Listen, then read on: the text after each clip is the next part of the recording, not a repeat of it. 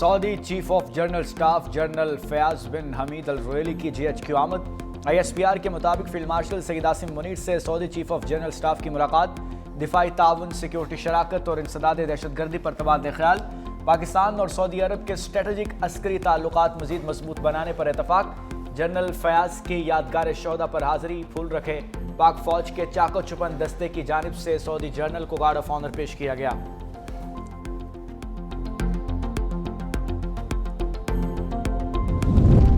पेशावर में federal constabulary के headquarters पर अफगान दहशतगर्दों का हमला नाकाम बना दिया गया। खुदकुश हमलावर ने मरकजी गेट से अंदर घुसने की कोशिश की, रोके जाने पर खुद को धमाके से उड़ा लिया।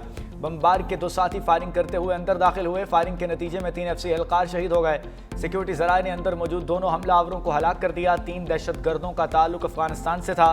दहशतगर्दों से खुदकुश जैकेट्स और 8 हैंड ग्रेनेड बरामद हुए। धमाके से करीबी इमारतों के शीशे टूट गए।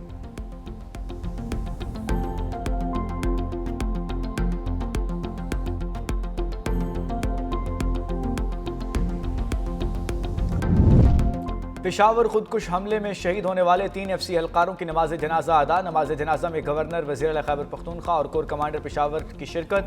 IG पुलिस समेत दीगर आला अफसरान का शोहदा को खिराज अकीदत।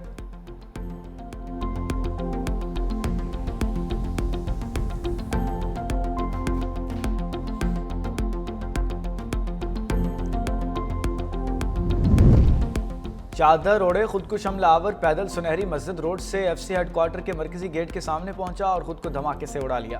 फेडरल कांस्टेबलरी हेडक्वार्टर्स पर हमले की इब्तदाई रिपोर्ट तैयार। मरकजी गेट को कोई नुकसान नहीं हुआ। फौरी कार्रवाई, शलवार कमीज पहने दीगर हमलावर साइड गेट से अंदर दाखिल हुए।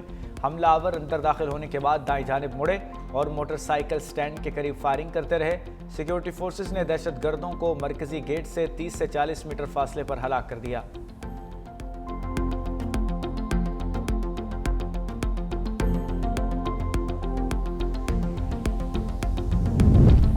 FC हेडक्वार्टर्स के गेट पर खुदकुश हमले की फुटेज मंजरेआम पर आ गई। वीडियो में चादर ओढ़े दहशतगर्द को मरकजी गेट पर खुदकुश हमला करते देखा जा सकता है। धमाके के बाद भगदड़ मच गई। तहकीकाती इदारों ने इब्तदाई रिपोर्ट तैयार कर ली। ज़राए के मुताबिक धमाका उस वक्त हुआ जब क्वार्टर में परेड जारी थी। परेड के वक्त 450 एहलकार मौजूद थे। हमला बाकायदा मनसूबाबंदी के तहत किया गया।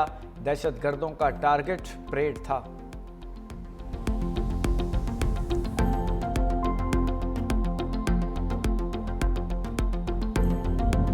ज़िमनी इंतखाबात में मुस्लिम लीग नून ने मैदान मार लिया। गैर सरकारी और गैर हतमी नताइज के मुताबिक नून लीग ने कौमी असम्बली की तमाम 6 और सूबाई असम्बली की 7 में से 6 नशिस्तें जीतकर PTI की खाली करदा नशिस्तों पर क्लीन स्वीप कर दिया। हरीपुर के अन्य 18 में बाबर नवाज ने तारीख का बड़ा अपसेट करते हुए उमर अयूब की नशिस्त 1,63,000 से जायद वोटों के मार्जिन से जीत ली। लाहौर, साहिवाल, फैसलाबाद, DG खान की नशिस्तें नून लीग के नाम, जबकि मुजफ्फरगढ़ KP 269 से वाहिद फतह पीपल्स पार्टी ने समेटी। तहरीक इंसाफ के हिमायत याफ्ता आज़ाद उम्मीदवार गैर मामूली तौर पर कम वोट ले सके। पंजाब और मरकज़ की अहम नशिस्तों पर नून लीग की वाज़ेह बरतरी बरकरार रही।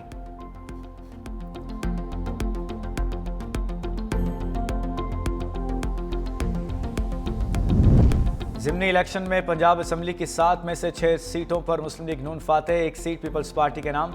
PP 87 मियांवाली में मुस्लिम लीग नून के उम्मीदवार अली हैदर नूर खान न्याजी 67,896 वोट लेकर कामयाब। PP 98 फैसलाबाद में नून लीग के आज़ाद उम्मीदवार अली तबस्सुम ने 44,388 वोट लिए। PP 115 फैसलाबाद से नून लीग के उम्मीदवार मोहम्मद ताहिर परवेज़ और PP 116 फैसलाबाद से हम शहरियार 48,824 वोट लेकर कामयाब। PP 203 साहिवाल की सीट नून लीग के मोहम्मद हनीफ के नाम रही। नून लीगी उम्मीदवार ने 46,900 वोट हासिल किए। PP 73 सरगोदा से मुस्लिम लीग नून के सुल्तान अली ने 71 वोट हासिल किए। 71,000 से जायद वोट लिए। और PP 269 मुजफ्फरगढ़ में पीपल्स पार्टी के मियां अलमदार अब्बास कुरैशी 55,611 वोट लेकर जीत गए।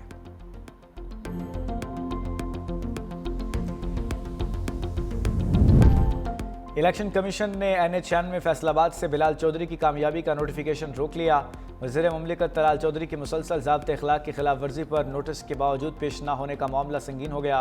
Chief election commissioner Sikandar Sultan Raja कहते हैं, ज़ाब्ता अखलाक भी तोड़ा, इलेक्शन कमीशन के सामने पेश भी नहीं हुए।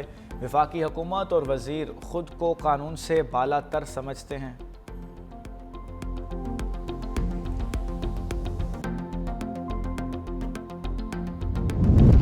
वज़ीर-ए-आज़म शहबाज शरीफ से सुबकदोश होने वाले chairman joint chiefs of staff committee general Sahir Shamshad Mirza की अलविदाई मुलाकात।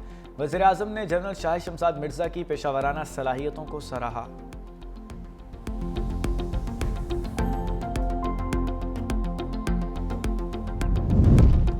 वज़ीर आला सिंध सैयद मुराद अली शाह से कतर के शाही ख़ानदान के शेख अहमद बिन सानी की मुलाकात। दो तरफ़ा ताल्लुक़ात, सरमायाकारी, मुश्तरका मुस्तक़बिल के मनसूबों पर तफसीली गुफ्तगू। वज़ीर आला ने सूबे में सरमायाकारी की दावत दी। शेख अहमद बिन सानी का ज़रई शोबे और वाटर मैनेजमेंट में गहरी दिलचस्पी का इजहार। रवाबित और तकनीकी टीमों के फॉलो अप मीटिंग्स पर इतफाक़। सरमायाकारी मनसूबों के हतमी शक्ल देने के लिए कतरी सरमायाकार जल्द सिंध का दौरा करेंगे।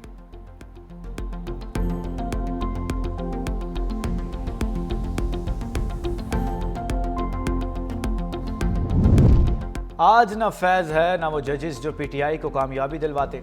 ज़िमनी इंतखाबात रेफरेंडम था जो नून लीग ने जीत लिया। परफॉर्मेंस से बेहतर कोई बयानिया नहीं हो सकता।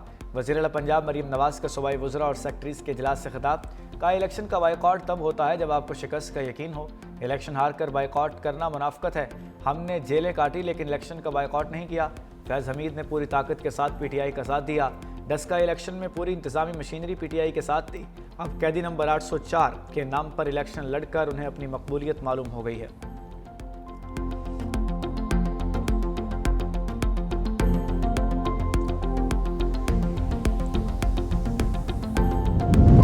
वफाकी आईनी अदालत का चारों सूबों में रजिस्ट्रियां कायम करने का फैसला। आईनी अदालत में वीडियो लिंक सहूलत फराहम करने का भी फैसला। जस्टिस आमिर फारूक ने कहा, सूबों में आईनी अदालत की रजिस्ट्रियां कायम करने के लिए अभी ट्रांजैक्शन का मरहले में है। आईनी अदालत की प्रिंसिपल सीट से रजिस्ट्रियों में वीडियो लिंक की सहूलत दी जाएगी। दूसरी जानिब वफाकी आईनी अदालत में सर्दियों की तातीलात का नोटिफिकेशन जारी।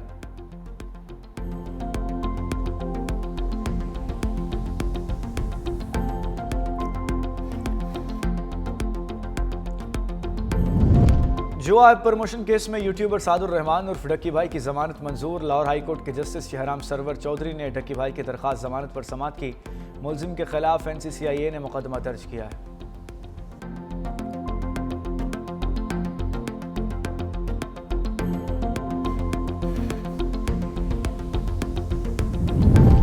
और बॉलीवुड के लेजेंडरी अदाकार धर्मेंद्र 89 बरस की उम्र में इंतकाल कर गए।